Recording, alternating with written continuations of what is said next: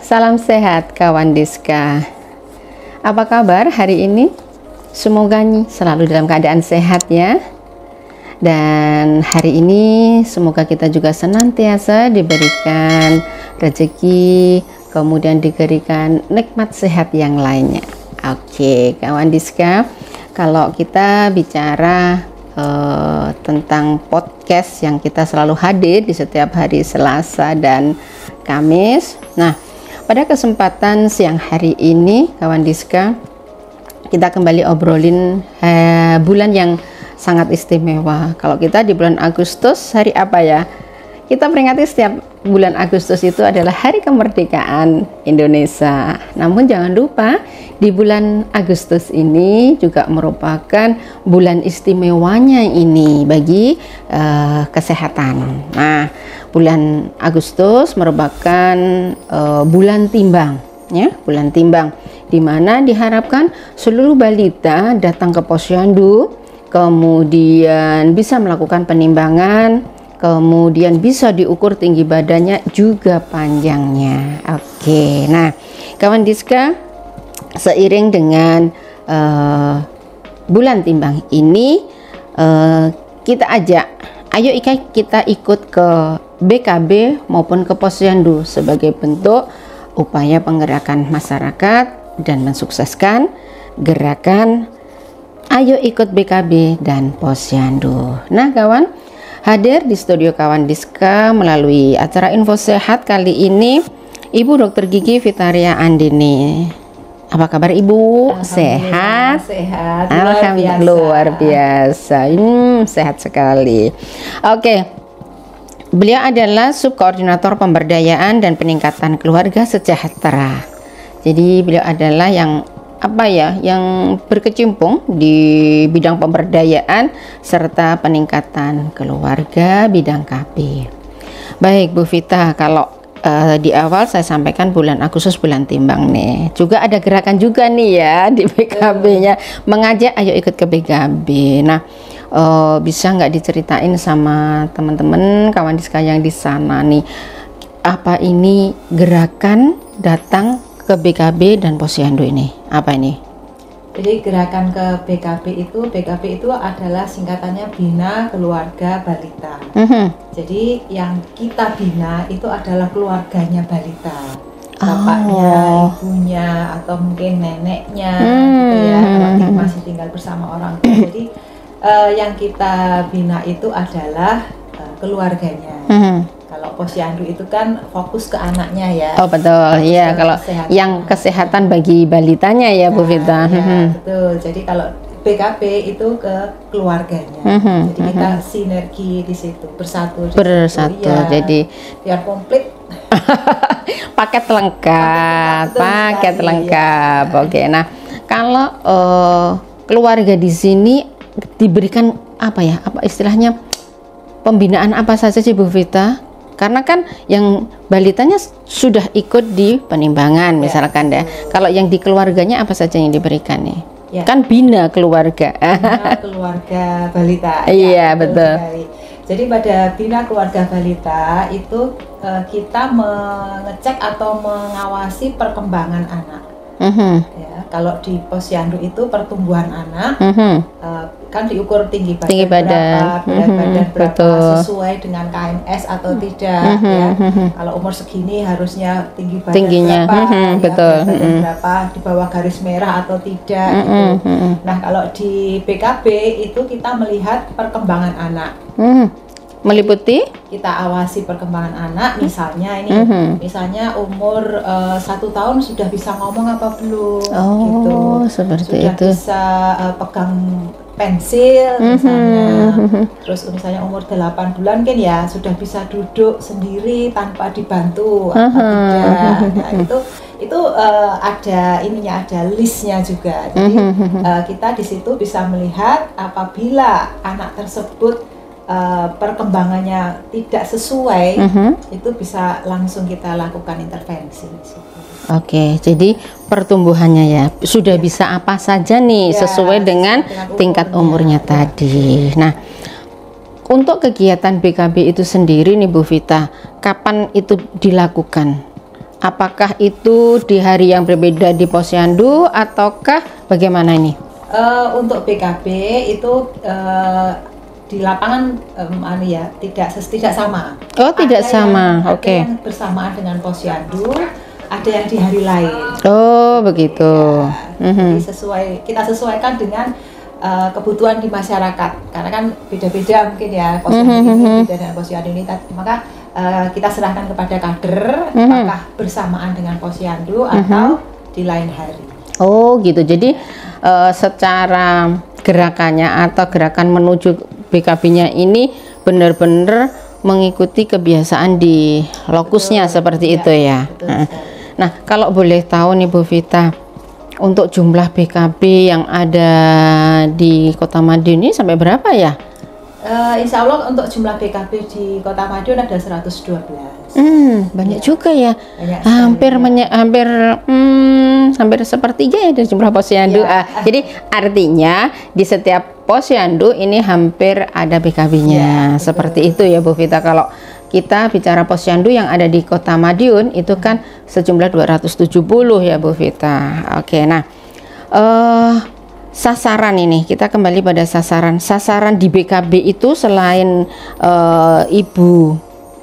keluarga ya, keluarga balita itu siapa saja Bu Vita?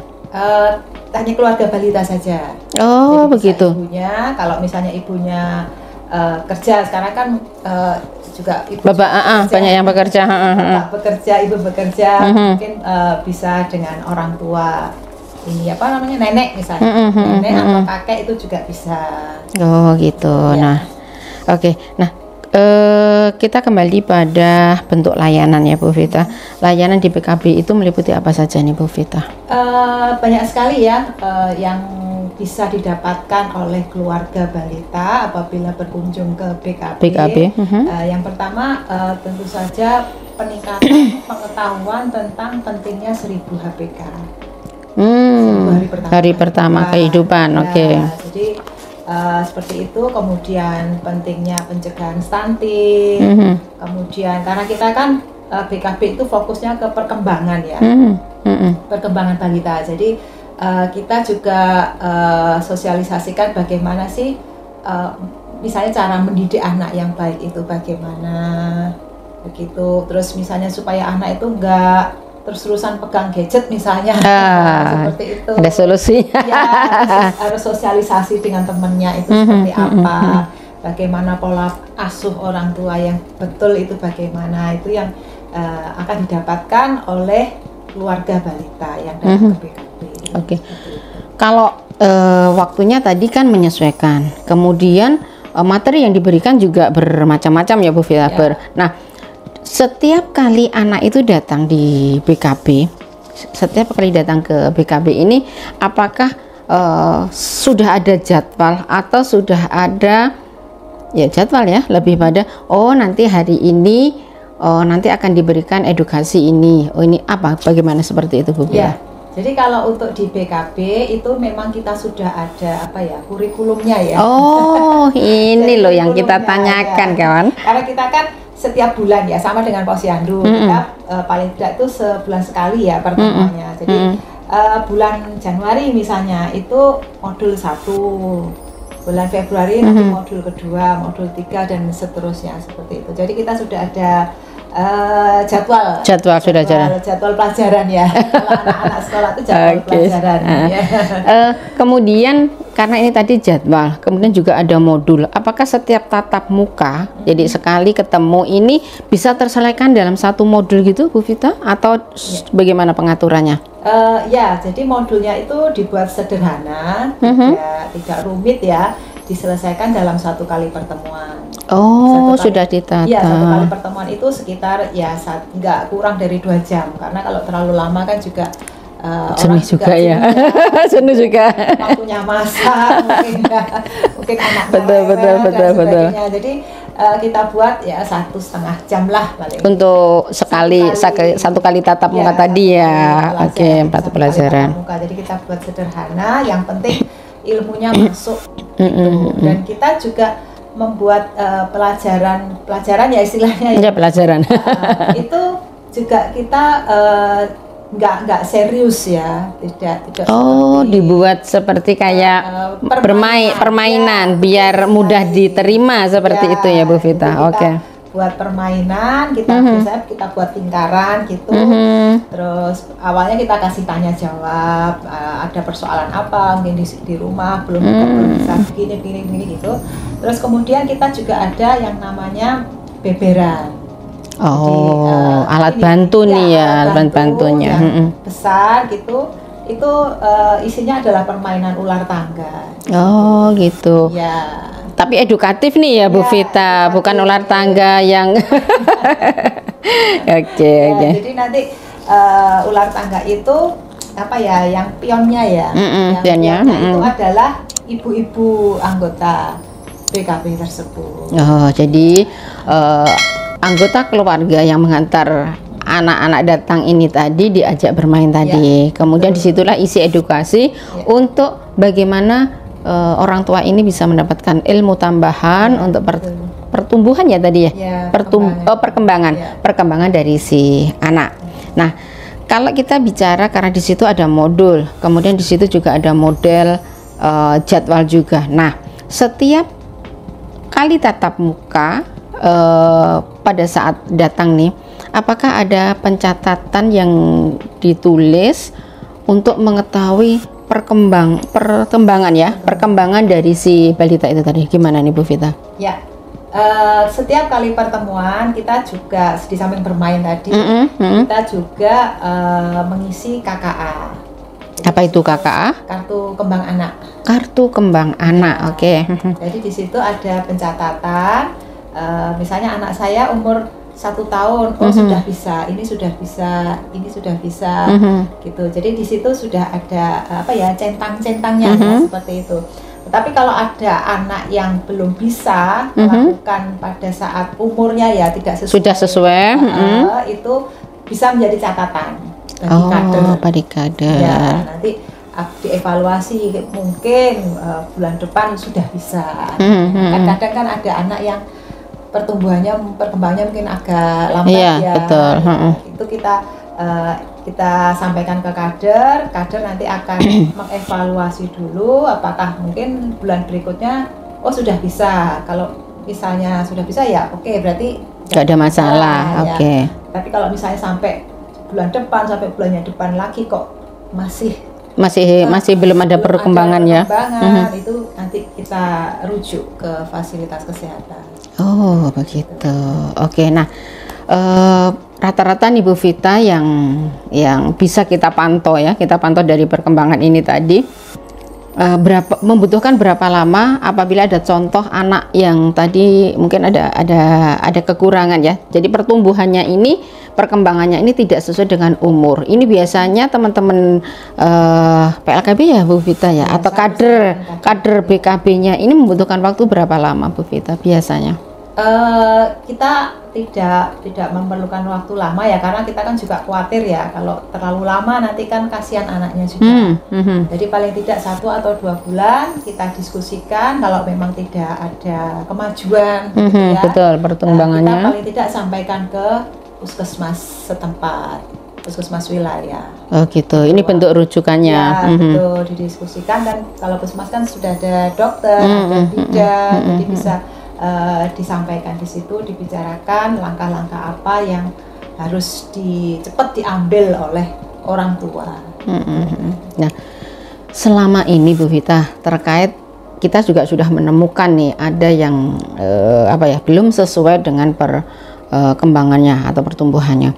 Selama ini ada enggak kendala pada saat memang sebenarnya anak ini perlu dirujuk nih ke puskesmas untuk mendapatkan edukasi lebih lanjut atau penanganan lebih lanjut? Pernah ada enggak kendala seperti itu dari orang tua terutama? Terkadang terkadang ada 1-2 kasus ada. Dengan ada kasus tersebut, usaha kita adalah kita lakukan pendekatan kepada orang tua, kepada keluarga. Ya, kita berikan penjelasan kalau misalnya orang tua masih belum bisa menerima mungkin bisa kita datakan ahlinya dari puskesmas. Oh, begitu. Ya. Oke. Jadi artinya kawan Diska, apabila memang pertumbuhannya ini belum sesuai dengan umur yang seharusnya umur sekian ini sudah bisa ngobrol, sudah bisa jalan, sudah bisa makan sendiri, namun pada si balita ini masih ada belum menemukan titik itu, maka adanya rujukan ke puskesmas. Namun jangan khawatir kawan Diska, semuanya sudah ada teman-teman yang akan membantu, mengedukasi, bahkan apabila ada kekurangan lebih lanjut maka akan dilakukan rujukan selanjutnya. Seperti itu ya Bu Vita. Oke.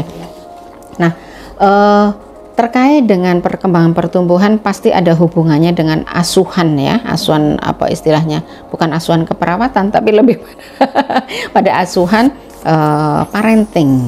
Nah, seperti itu. Nah, bagaimana kita menyampaikan pada keluarga pentingnya dari parenting itu Bu Vita? Ya, itulah manfaat dari ikut BKB. Karena di situ kita sebagai orang tua terus-menerus diberi ilmu pentingnya pengasuhan kepada anak, terutama balita. Karena balita itu kan masa pertumbuhan emas ya, dari otaknya. Betul. Kalau kita tidak mengasah otak anak, nanti ya anak tidak akan jadi manusia yang SDM yang unggul gitu ya. Iya, kita kan ingin menuju SDM kita yang unggul, anak-anak yang benar bebas dari stunting juga nih ya Bu Vita harapannya. Oke. Kemudian Bu Vita, terkait dengan pengasuhan ini, apabila menemukan yang datang ini kira-kira neneknya gitu, selama ini kendala yang ditemui apa nih Bu Vita? Kalau orang tua kan jelas karena ini ada di asuhan si ibu ya, jadi tinggal ada edukasi, nanti dibegini. Kalau menemukan nanti dengan nenek gitu, biasanya seperti apa nih Bu Vita? Ada kendala enggak nih? Ya, sebetulnya kalau nenek itu kalau ada dua ya, maksud saya pola pengasuhan itu diantaranya tergantung juga dengan pendidikan dari orang tua atau orang yang di sekitar anak tersebut. Ya. Oke. Nah, zaman sekarang itu yang namanya nenek ya, ada yang nenek yang berpendidikan bagus ya, betul. ada yang kurang bagus ya. Bila ada nenek yang kebetulan yang sudah educated ya. Betul, educated banget. Nenek lincah saat ini, betul. Itu pasti tidak akan kesulitan ya kita. Betul. Ya, malah mungkin kader malah diberi edukasi ya, sama nenek tadi. Oke, betul. Cuman kendalanya mungkin bila kita menemui nenek yang kurang pendidikan masa lalunya mungkin masih tertanam masih lama ya, betul, yang bisa lama dirubah gitu ya. Itu mungkin ya membutuhkan waktu lama memberikan edukasi kepada nenek tersebut. Memberi supaya kita masuk ilmunya itu ya butuh waktu lama juga. Kalaupun kita kadang tidak bisa ngatasi ya, kita ya memanggil ahlinya. Tetap ya kita kembali pada ahlinya. Namun karena ini merupakan bagian dari kendala yang sebenarnya tidak ingin nanti akan mengganggu pertumbuhan si anak. Seperti itu ya Bu Vita. Nah, baik kawan Diska, ternyata kalau kita ngobrol tentang BKB banyak hal yang memang harus kita perhatikan, termasuk mulai dari kedatangan kehadiran ya Bu Vita, karena itu akan mendukung keberhasilan dari proses pembelajaran bagi orang tua tadi ya, yang menghantarkan tadi. Nah, pesan yang bisa disampaikan Ibu Vita agar ada satu kesinambungan antara orang tua dan anak tadi pada saat setiap bulannya datang ke BKB. Nih, apa yang bisa disarankan atau disampaikan? Ya, jadi buat keluarga yang masih memiliki balita atau yang akan yang masih sedang hamil, atau mungkin calon pengantin atau yang manten baru ya. Jangan lupa tetap ke BKB ya, karena akan banyak ilmu yang didapatkan tentang pola pengasuhan anak, pencegahan stunting, gizi, PHBS, bagaimana membentuk keluarga itu supaya baik ya, karena kalau keluarga baik, mendidik anak dengan baik, pasti anak itu kedepannya pasti akan berprestasi ya, betul. Kemudian lebih percaya diri, bisa menyelesaikan masalah dengan baik, tidak gampang emosi ya, kalau ada masalah. Jadi kalau anak muda itu nggak gampang tawuran mungkin gitu ya. Betul, karena jadi, bisa pandai bersikap. Jangan lupa ke BKP, banyak sekali ilmu yang akan didapatkan. Dan karena juga BKP itu nggak tegang gitu ya, happy dengan kita sampaikan dengan cara permainan. Dengan kita sudah punya BKP kit, jadi sudah punya satu kit permainan yang bisa digunakan pada saat setiap kali setiap bulan ada pertemuan BKP. Oke, nah kawan Diska, ternyata cukup banyak yang bisa kita dapatkan kalau kita gabung dengan BKB ya. Di situ banyak edukasi, ditata jadwalnya, diatur modulnya, di mana diharapkan ini akan memberikan edukasi dalam pola asuh, sehingga balita-balita yang datang ke BKB ini benar-benar menjadi generasi yang cerdas, generasi yang tumbuh dengan baik sesuai dengan umur dan usianya, dan next ke depan akan menjadi generasi yang lebih unggul, terutama bebas stunting. Baik kawan Diska, terima kasih Bu Vitaria sudah hadir di studio kawan Diska. Tetap semangat, jaga kesehatan. Baik, pasti. Terima kasih kawan Diska sudah bersama Info Sehat kali ini. Jangan lupa tetap di @promkes Kota Madiun dan juga di subscribe ya YouTube-nya kawan Diska. Tetap semangat, jaga kesehatan, dan bye.